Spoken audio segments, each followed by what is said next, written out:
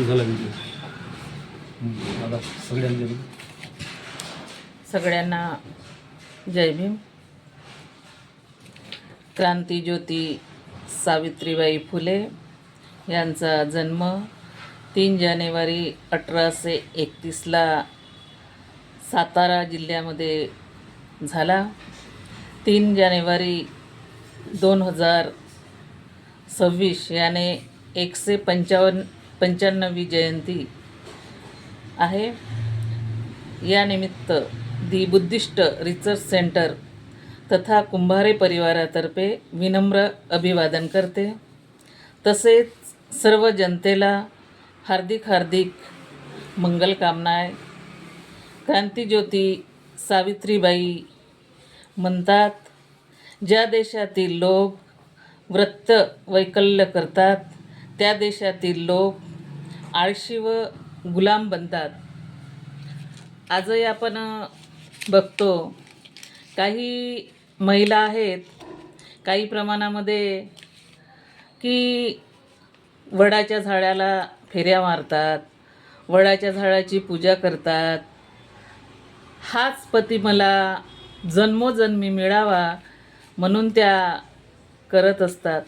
जो का तो पती तिला दारू पिऊन रोज मारतही असेल, तिला खूप त्रास देत असेल, तरी ती आजही महिला म्हणत आहे की मला हाच पती जन्मोजन्मी मिळावा म्हणून आजही व्रत चालू आहे. काही प्रमाणामध्ये आहे आजही. आणि सावित्रीबाईनं तर 200 वर्षापूर्वी आवाज उठवला होता, सांगितलं होतं, तरी महिलांच्या डोक्यातून काही गोष्टी गेलेल्या नाही आहेत. अजूनही आपल्याला बघायला मिळत आहेत. आपण बघतो आजही काही स्त्रियांना जर बाळ झालं नाही तो एक प्रॉब्लेम असतो, पण त्यांच्या मनामध्ये एक अशी कल्पना असते की नाही, या स्त्रीला इतके वर्ष झाले लग्न होऊन तरी बाळ झालेलं नाही, म्हणून त्या कोण्यातरी एखाद्या बुवाकडे जात असतात.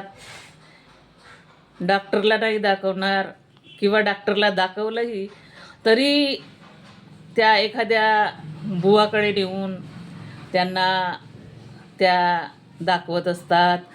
तर तिच्या गळ्याला काळा धागा बांधत असतात, हाताला धागा बांधत असतात की यामुळे तरी त्यांना म्हणजे बाळ होईल. जेव्हा की आपल्याला 200 वर्ष अगोदर सावित्रीमाईने सांगितलेलं आहे. मग लक्षात असायला पाहिजे महिलांच्या की आपण जर दोरा बांधत असेल हाताला पायाला किंवा एखाद्या बुवाकडे जर महिलेला नेत असेल तर आपल्याला खरंच त्या बाळ होणार आहे का? आज आपण बघतो आहे किती डॉक्टरच्या टेक्नॉलॉजी नवीन निघालेले आहेत. तर मग आपण डॉक्टरचा इलाज न करता अशा पण महिला बुवाकडे नेऊन बुवाबाजी करत असतात. तर अजूनही आपण बघतो किती महिला आपले लोक किती म्हणजे अंधारामध्येच गुरफटलेले आहेत. मग सावित्रीबाईंनी काय सांगितलेलं चुकीचं होतं का? 200 वर्ष अगोदर सांगितलं सावित्रीबाईंनी, तर कळायला हवा आहे महिलांना आणि समजलं पाहिजे. त्या विचाराच्या महिला तयार व्हायला पाहिजे. पण बघतो आपण आजही अंधारामध्ये आहेत काही महिला. सावित्रीबाईंनी किती त्रास घेतला आपल्याला माहीत आहे. शिक्षणासाठी त्यांना किती त्रास सहन करावा लागला. ज्योतिबानी त्यांना किती त्रासातून शिकवलं. एका शेतामध्ये घेऊन जायचे आणि आंब्याची एक काडी तोडून जमिनीवर अक्षर गिरवायला शिकवलं ज्योतिरावांनी सावित्रीमाईला. सावित्रीमाई शिकल्या आणि शिकल्याच्या नंतर मुलींना शिकवायला त्यांनी सुरुवात केली, शाळा काढल्या, सुरुवात केली, मुली शिकल्या, महिला शिकल्या. हे तर सर्व महिलांना कळलं आहे. कळूनही म्हणजे न कळल्यासारख्या आजही बघतात. किती त्यांना त्रास होत होता, त्यांच्या अंगावर किती चिखल मारत होते, गोळे मारत होते शेणाचे.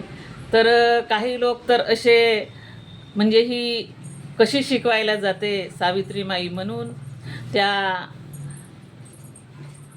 काही लोक त्यांना सनातनी लोक असे त्रास पण द्यायचे, ब्राह्मण लोक.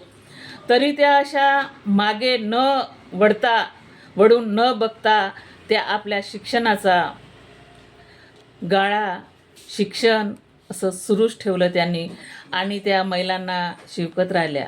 म्हणून आज आपण मोठमोठ्या सावित्रीमाईने शिकवल्यामुळे, सावित्रीबाईने एवढा त्रास सहन केल्यामुळे आज आपण मोठ्या मोठ्या पदव्या घेत आहोत, मोठ्या मोठ्या कलेक्टर बनलेल्या आहेत, महिला ऑफिसर बनलेल्या आहेत.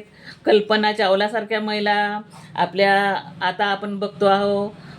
इंदिरा गांधी, आपल्या द्रौपदीताई मुर्मूसारख्या महिला आज मोठ्या मोठ्या राष्ट्रपती आहेत, मोठ्या मोठ्या पदव्यावर आहेत.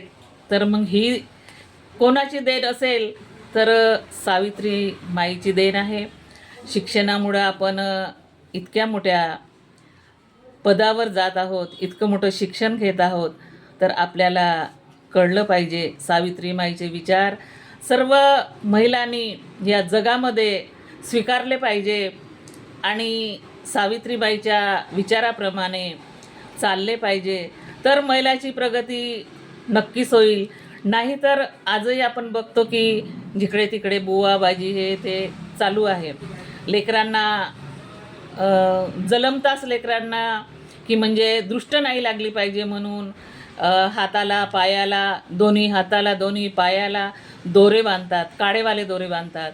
आजही चालू आहे, आजही बांधतात. शिकल्या सवरल्या चांगल्या चांगल्या महिला तर दृष्ट कशाची लागते हेही समजायला पाहिजे. आणि महिलांनी आपला चांगल्या पद्धतीने सावित्रीबाईच्या शिक्षणामुळे सावित्रीबाईचे विचार मानले पाहिजे आणि त्या प्रमाणामध्ये चालल्या पाहिजे. तर महिलांची नक्कीच प्रगती होईल. या जयंतीच्या निमित्ताने मी इतकेच द्रौपदी कुंभारे बुद्धिस्ट रिसर्च सेंटरच्या कार्यकर्त्या मी 2 शब्द कार्यक्रमाच्या निमित्ताने 2 शब्द मी इथे बोलले. माझे 2 शब्द मी इथेच संपविते. सर्वांना जय भीम करते.